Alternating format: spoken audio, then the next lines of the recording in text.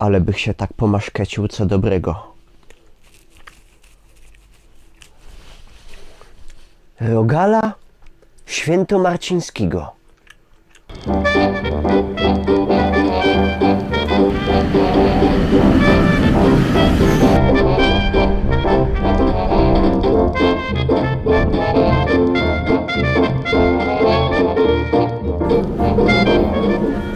Dobry?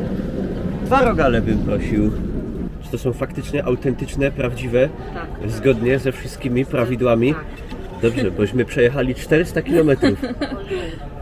Aż z Górnego Śląska, żeby ich posmakować. Dziękuję bardzo. Do widzenia.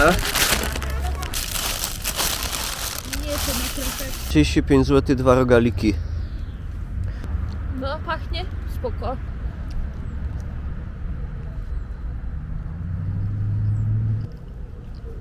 Może być.